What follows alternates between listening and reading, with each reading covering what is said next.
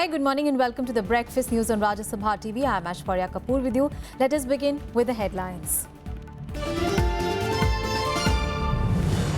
2 days after staying shut, ATMs across country to reopen today. Government allies fears over demonetization. Opposition criticism continues. TMC notice in Rajya Sabha to discuss issue on 16th of November. India takes a strong objection to World Bank's decision to set up parallel dispute resolution mechanisms over construction of 2 dams in Jammu and Kashmir, says it is legally untenable under the Indus Waters Treaty. Punjab says it does not have a single drop of Sutlej water to spare. State government to appeal to President against Supreme Court's decision. Centre seeks early elections in Punjab. India and Japan expected to ink 12 pacts, including this crucial civil nuclear deal after bilateral meetings between Prime Minister Modi and Japanese Prime Minister Shinzo Abe. And US President Barack Obama meets his successor Donald Trump at the White House. Both leaders discuss domestic and foreign policy. Anti-Trump protests continue across America.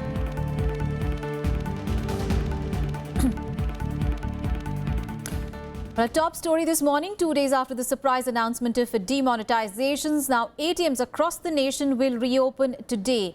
Now, there have been long queues in banks throughout the country with people lining up to exchange old 500 and 1000 rupee notes. 1.25 lakh ATMs across the country will reopen today, and a rush at bank branches is expected to ease. Now, withdrawal from ATMs will be restricted to 2,000 rupees per day per card in the first few days, which will later be raised to 4,000 rupees later. Now, withdrawals from bank accounts will be limited to 10,000 rupees a day and 20,000 rupees a week. Now, people have been allowed to exchange old notes of 500 and 1,000 rupees at any bank or head post office or a sub post office with a daily limit of 4,000 rupees while showing ID proof for up to 24th of November. People, however, can deposit the old notes in banks or post offices accounts till 30th of December this year. Well, with the new denominations available in banks and post offices across India, huge queues of people to exchange 500 and 1,000 rupee notes were seen on Thursday. Now, in order to service the rush, banks will remain open for public transactions on Saturday and Sunday as well.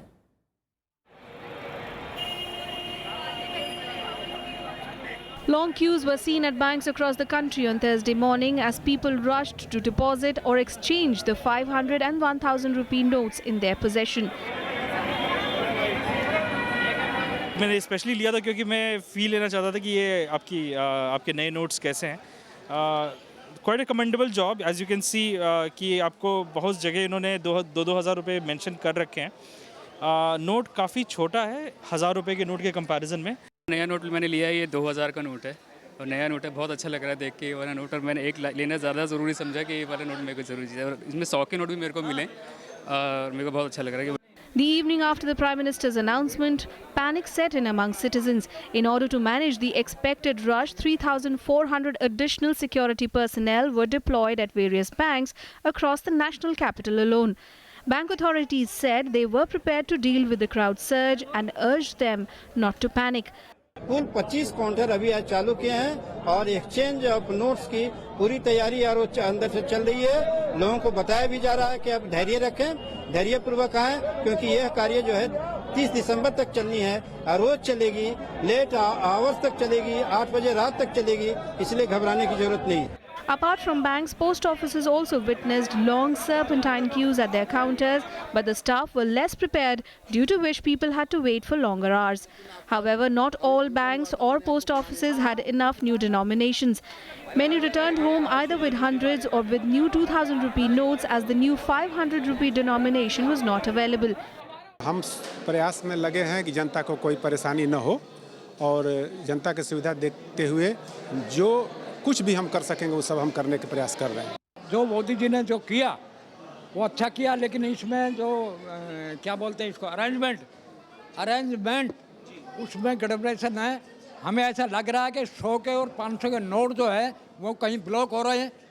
The finance minister and RBI governor reiterated that there was no need to panic or create chaos. Banks have been asked to work through the coming weekend and also remain open for longer hours. With inputs from Anu Diwan and Navikram Singh, Bureau Report for Rajya Sabha TV. Meanwhile, Prime Minister Narendra Modi has said that the government was unwavering in its efforts to create an India that is corruption-free. Now, in a series of tweets from Japan, the Prime Minister said, and I quote him, "I assure you the government is unwavering in its efforts to create an India that is corruption-free and fruits of development touch every citizen." Unquote. He also said it is also heartening to learn that people are actively volunteering to help senior citizens withdraw money and exchange their currency. Such warmth, enthusiasm and the patience to bear limited inconvenience for a greater good is indeed very heartening. Meanwhile, taxmen conducted surveys in Delhi, Mumbai and some other cities in the wake of reports of alleged profiteering and tax evasion by traders and other operators in the reported conversion of demonetized currency notes. Now, under this survey action, the tax sleuths visited business premises of the traders and made analysis of the available stock and recorded. The department had received specific inputs that some traders, jewelers, currency exchanges and hawala dealers were allegedly exploiting the recent currency demonetization of 500 and 1,000 rupee notes and were changing currencies at discounted prices, thereby profiteering illegally. And Finance Minister Arun Jaitley on Thursday sought to allay concerns of the nation after the government's decision to demonetize the high denomination currency. Now, Jaitley stressed that decisiveness is the hallmark of the current government. As people queued up to deposit and exchange their 500 and 1,000 rupee notes, Finance Minister Arun Jaitley once again assured the country that depositors will not be harassed over small deposits. Speaking at the Economic Editors Conference, Jaitley said that the country might face problems initially, but in the medium and the long run, they will definitely benefit. So people who have small amounts of cash, there has been an Indian tradition to keep some cash always at home for exigencies and emergencies which is required. They can exchange that, they can deposit that into their accounts. And the revenue departments are not going to take notice of these small depositors. The government is also all set to reintroduce the 1,000 rupee banknotes in a few months and also issue a new series of lower denomination bills with enhanced security features. To crack down on black money hoarders, deposits above 2.5 lakh will be taxed and could draw a 200% penalty if found disproportionately higher than the account owner's income. The 1,000 rupee notes will also be brought into the market with a completely new design and new dimension, new design, new color combination, which will look distinctly different from the old one. The Finance Minister also said that the centre is making all efforts to build consensus on sticky issues, especially on jurisdiction of assessees, to ensure the GST rollout from April 1, 2017. Triti Mishra, Rajya Sabha TV. Meanwhile, the Trinamool Congress has given a notice in the Rajya Sabha to discuss the government's demonetization issue on day one of the winter session of Parliament that begins on 16th of November. The party leader in the Lok Sabha, Sudeep Bandopadhyay, also said that the party would bring an adjournment motion in the lower house on the same issue on 16th of November. Now, TMGC Chief and West Bengal Chief Minister Mamata Banerjee has been highly critical of the centre's move, demanding an immediate withdrawal of what she called was a draconian move. Now, calling it a political and financial anarchy, she appealed to all political parties to come together to fight what the party terms as an anti-poor move. Now, Banerjee also said that a wrong message has been sent to the people. She also mocked the Prime Minister, saying that after making the people of the country poor, the Prime Minister has embarked on a visit to Japan. Well, on to the other big story of the day. Well, Supreme Court's ruling favouring Haryana on the contentious Sutlej-Yamuna link canal issue has set political temperatures soaring in Punjab, with the state Congress chief Amarinder Singh quitting as MP and declaring the party MLAs will also follow suit. The Punjab Chief Minister Parkash Singh Badal asserted not a drop of water will be allowed to be taken out of the state, even as Haryana welcomed the decision. The Supreme Court on Thursday held as unconstitutional the 2004 law passed by the Punjab state government to terminate the Sutlej-Yamuna Link Canal water sharing agreement with neighbouring states. It also said Punjab could not have taken a unilateral decision to terminate the water sharing agreement with Haryana, Himachal Pradesh, Rajasthan, Jammu and Kashmir, Delhi and Chandigarh. Thursday's judgment implies that the 2004 Act was not in consonance with the Apex Court judgment of 2003, which had mandated the construction of the SYL canal that had been stalled. Haryana government has won the case which was pertaining to water dispute between Haryana state and Punjab state. 4 प्रश्न पूछे president of India ने supreme court से, 5 का ही जवाब उन्होंने कहा कि negative में दिया, पॉजिटिव में नहीं दिया। तो अब जो एडवाइस है वो एडवाइस प्रेसिडेंट को मिल गई है। अब उसके बाद स्टेप्स सेंट्रल लेगी, पंजाब लेगी, हरियाणा लेगी अपने अपने हितों में।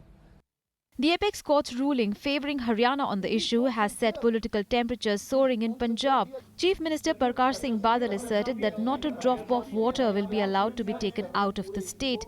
The state will also appeal to the President not to accept the advice of the Apex Court.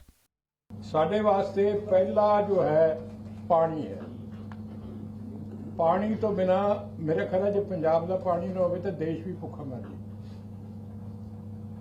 और सारी इंडस्ट्री, किसानी, पंजाब की इकोनॉमी सब पानी से मुनसर। इस करके वट एवर वे दी रीजन असी किसी हालत पंजाब का पानी बाहर नहीं जाना। Haryana, however, welcomed the court's decision, with the ruling BJP as well as the Congress and INLD calling it a historic verdict and a victory for the people of the state. ये supreme court का निर्णय राष्ट्रपति महोदय तक जाएगा और राष्ट्रपति महोदय निश्चित रूप से वो जो एक्ट पारित हुआ है उसको वापस लौटाएंगे और जो फैसला हरियाणा पंजाब का SYL के पानी के बंटवारे का हुआ है वो लागू होगा, उसमें कहीं कोई अब गुंजाइश नहीं। इसमें क्योंकि हरियाणा का हक था और हरियाणा अपना बहुत दिनों से इस हक से वंचित था, तो इस वास्ते मैं उसका स्वागत करता हूँ। हरियाणा के लिए आज असली मायने में दिवाली जो चली गई वो दिवाली अपनी जगह थी। असली मायने में अगर हरियाणा प्रदेश के लोगों के लिए कोई दिवाली है, असली मायने में खुशी है। Soon after the verdict, Punjab Congress President Amarinder Singh resigned from his Lok Sabha seat, while his party MLAs resigned en masse from the State Assembly to protest the decision. The party MLAs sent their resignations to the Speaker of the Punjab Assembly. Punjab goes to polls early next year. I am very disappointed, I am very unhappy, I am very sad for Punjab that this decision has taken this place. You mustn't forget that this was the issue that brought about trouble in Punjab 30 years ago. And we don't want that scenario to take place. That's one. We want the law and order to be maintained. That's the first thing. Second issue is that we would like to protect the rights of our farmers, and because the whole of southern Punjab will go dry if this happens. Punjab का सही माने में अदालत के सामने जिस कारण फैसला अगेंस्ट आया और जो सेंट्रल गवर्नमेंट का, केंद्र सरकार का जो वहाँ पे एडवोकेट जनरल था, उन्होंने भी पंजाब के अगेंस्ट ही वहाँ पे सब कुछ बोला, तो हम उनके रोष स्वरूप पंजाब विधानसभा से सारे विधायक इस्तीफा दे रहे हैं। Punjab Deputy Chief Minister Sukhbir Singh Badal, however, called the resignations by Congress members a drama. The controversial 1981 water sharing agreement came into effect after Haryana was carved out of Punjab in 1966. Haryana was to use its share of water through a canal linking rivers Sutlej and Yamuna, cutting across the state. However, the construction of canal hit several roadblocks amidst protests by Punjab. Bureau Report, Rajya Sabha TV.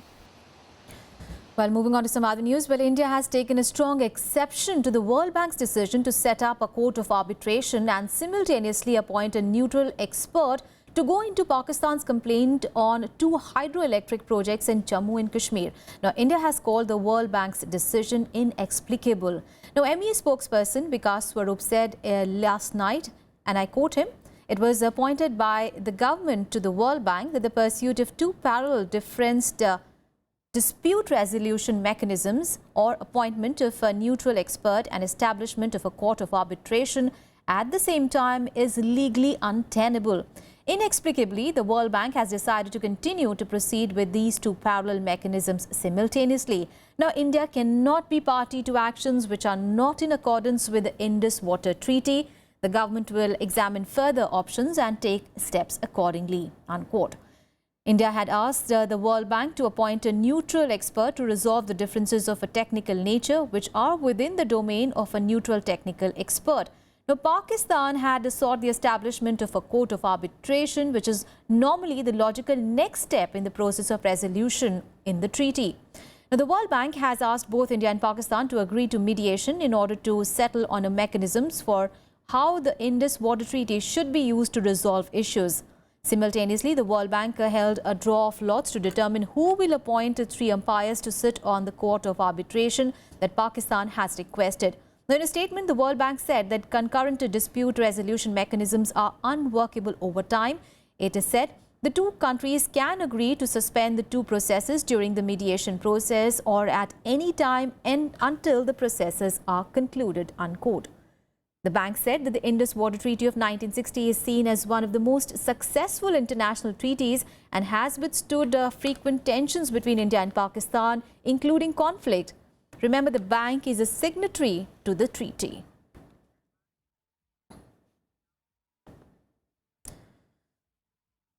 On to the big developing story of the day, and India and Japan are expected to ink 12 pacts and possibly sign a civil nuclear deal today after bilateral talks between visiting Prime Minister Narendra Modi and Japanese Prime Minister Shinzo Abe.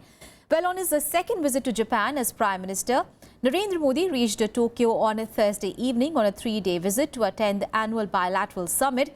Now, he was given a warm welcome by members of the Indian community in Japan. Looking forward to boost economic and cultural ties, the Prime Minister will review a spectrum of bilateral cooperation with his counterpart and discuss ways to enhance ties in a broad range of areas. The Prime Minister will also interact with the top business leaders from Japan. He will hold an audience with the Japanese Emperor Akihito this morning. Now, later in the day, he will meet the opposition and other political leaders. Well, time to take a very short break. Up next, we have all the international news. We'll also give you all the details on the historic meeting between US President Barack Obama and President-elect Donald Trump. Stay with us for that and much more.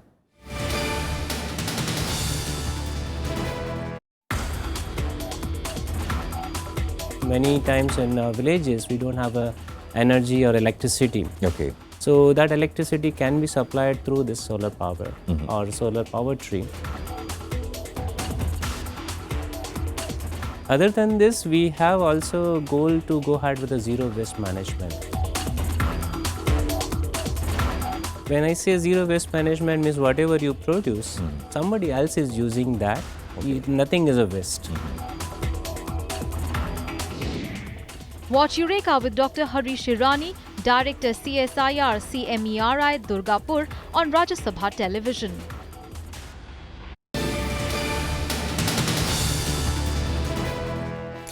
Welcome back after the break. Now, the Supreme Court has hit out at the Central Pollution Control Board over its inaction to come up with an immediate plan to tackle the deteriorating air quality in Delhi. Well, the Delhi High Court also cornered the centre and the Delhi government, calling alarming pollution levels a capital punishment for the people. Now, the NGT has also directed the Interstate Central Monitoring Committee and state committees to enforce their orders on vehicular pollution, dust pollution, solid waste and crop burning. The Supreme Court on Thursday slammed the Central Pollution Control Board, asking whether it intends to just sit back and watch people gasp for breath and finally die in a polluted national capital. The Supreme Court asked the CPCB to come up with an immediate plan to tackle the deteriorating air quality in Delhi. A bench headed by Chief Justice T.S. Thakur asked the board to convene a meeting with officials, experts, doctors and other stakeholders to chalk out an urgent plan to meet the problem of pollution. The meeting would be held on 19th of November and the report is to be submitted to the court on 25th. Honourable court ने अब 19 नवंबर date fix करी है, जब central pollution control board को कहा है कि आप सारे जो याचिका करते हैं इनको, बाकी स्टेक होल्डर्स हैं और बाकी जो सुजेशन दे रहे हैं उन सबको मीटिंग कॉल करो और मीटिंग में इनके सुजेशन लेके 25 नवंबर को ऑनरेबल सुप्रीम कोर्ट के आगे ये रिपोर्ट दो कि आपने अभी तक कौन कौन से कंक्रीट स्टेप्स किए हैं, प्लान किए हैं, ताकि दिल्ली के पोल्यूशन को इमीडिएटली कंट्रोल किया जा सके। The Delhi High Court also cornered the state government, calling alarming pollution levels a capital punishment for the people. The court was even harsher in its observations, saying inaction by the government and stubble burning in Punjab has led to the genocide. The court asked whether votes were more important than the lives of those who vote. The National Green Tribunal also lashed out at the Delhi government for not installing air filters in government schools during the recent thick smog. The NGT also directed the Interstate Central Monitoring Committee and state committees to enforce their orders on vehicular pollution, dust pollution, solid waste and crop burning. NGT also once again rapped Delhi and neighbouring states of Punjab, Haryana, Rajasthan and Uttar Pradesh for burning stubble. The Green Panel also refused to pass any direction on giving free masks to the school-going children and senior citizens, as it observed that a mask cannot protect when the pollution level is 20 times higher than the prescribed limits. उन्होंने आगे 2 committees बना दी हैं, central की committee और state committee, और उनकी responsibilities fix कर दी है कि वो कोर्ट में एनजीटी को हर 3 महीने बाद अपनी रिपोर्ट देंगे और 2 महीने में एक बार वो हर स्टेट में कमेटी जाएगी और देखेगी कि वहाँ पे ग्राउंड लेवल पे क्या हो रहा है और हम लोग क्या कर रहे हैं. Admitting that the recent Delhi pollution has taken a toll on his health, Union Minister Nitin Gadkari suggested on Thursday that farmers, instead of burning paddy straw, should produce ethanol from it. Delhi is struggling with worst pollution in nearly 20 years, as it remained many times above what is considered to be safe levels for a second week. Environmental campaigners have been urging the authorities to take stringent measures to tame pollution and improve the air quality. Bureau Report, Rajya Sabha TV.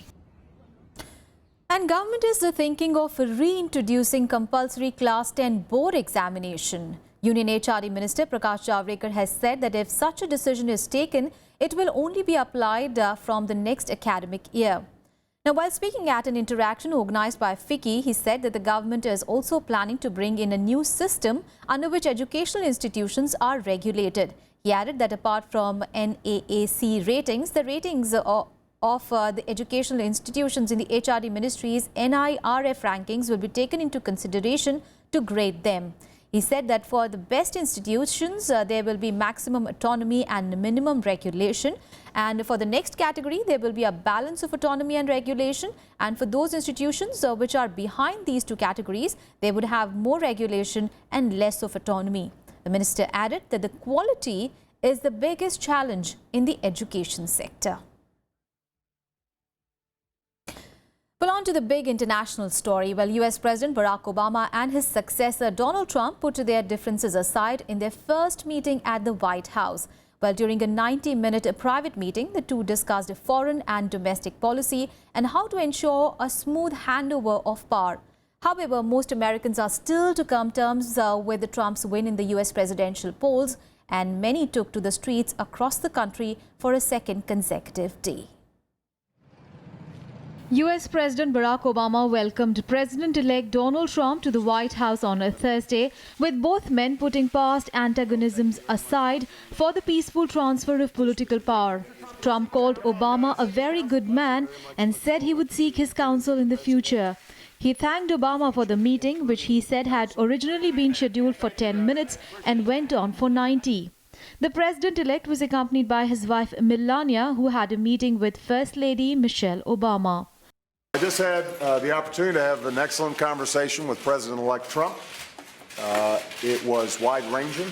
We talked about some of the organizational issues in setting up a White House. We talked about foreign policy. We talked about domestic policy. And as I said last night, my #1 priority in the coming 2 months is to try to facilitate a transition that ensures our president-elect is successful. We discussed a lot of different situations, some wonderful and some difficulties. I very much look forward to dealing with the president in the future, including counsel. he explained some of the difficulties, some of the high-flying assets, and some of the really great things that have been achieved. Donald Trump had launched himself onto the national political stage by questioning Obama's US citizenship and eligibility to be the president, while Obama had called Trump uniquely unqualified to occupy the nation's highest office.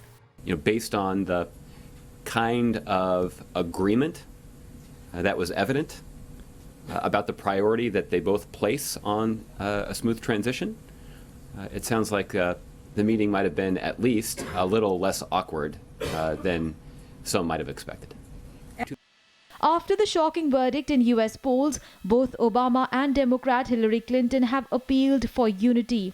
However, thousands continue taking to the streets of major US cities on Thursday to protest the presidential election victory of Trump. 65 people were arrested in New York while shop windows were smashed and missiles hurled at riot police during demonstrations in Oakland in California.